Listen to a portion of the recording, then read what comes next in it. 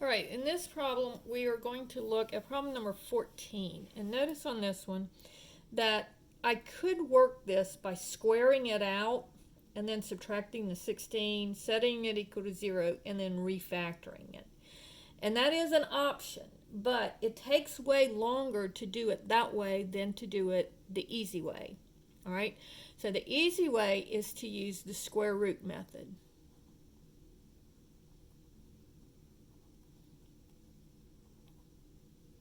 And so what I'm going to do is I'm trying to get the k by itself. So what's with the k? The minus 7 and the square. So what's the opposite of square? Since this is in parentheses, I need to get rid of the square first. So the opposite of squaring something is taking the square root. But remember, a number has actually two square roots, a positive and a negative. So whenever we take the square root of both sides, we don't want just the principal square root, we want both. And so here the square and the square root undo each other, and it gets k minus 7 is equal to plus or minus 4. And then that gives me, you can either go ahead and add the 7 now, or you could split it up both ways. So I'm going to get rid of the minus 7 by adding 7, so bring it to the other side. When it changes sides, it changes signs. And so here I would have k equals 7 plus 4, which would give me k is equal to 11.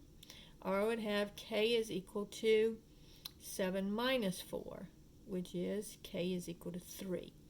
So 11 and 3 are both good answers.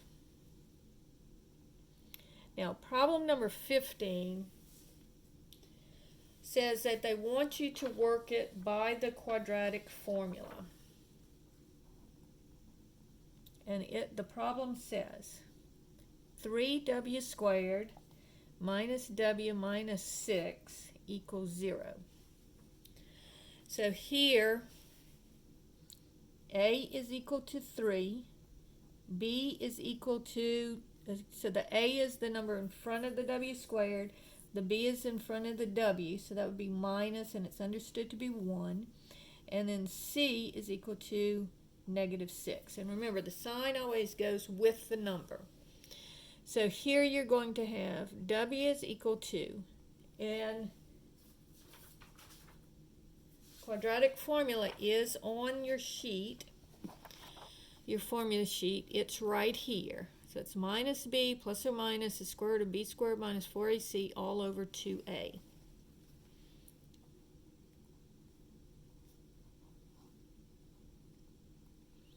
So I just write that down. So please write down your formulas as you're working the test. So now it says the opposite of negative b. So the opposite of negative b, so opposite of negative 1 would be 1, plus or minus the square root. And this is negative 1 squared, so that has to be in parentheses, minus 4 times a, which is 3, times c, which is negative 6. So we're going to do that on our calculator. And then 2 times 3, because your calculator knows the order of operations. And the only thing you have to do is make sure you put that negative 1 in parentheses.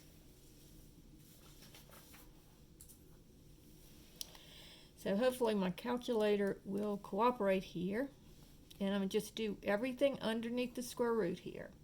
So I'm going to have open parentheses, negative 1, close parentheses, squared. And you see how that gives me positive 1, because negative times negative is positive. Then I have minus 4 times 3 times negative 6. And when I hit equals, it gives me 73. So this would be 1 plus or minus the square root of 73. And then 2 times 3 I can do in my head, that's 6. All right, so then I need to look and see, can 73 be divided by 4, 9, or 25? And so I'm going to do 73 divided by 4, and obviously no, and see how it gives you a decimal. And then 73 divided by 9 gives you a decimal.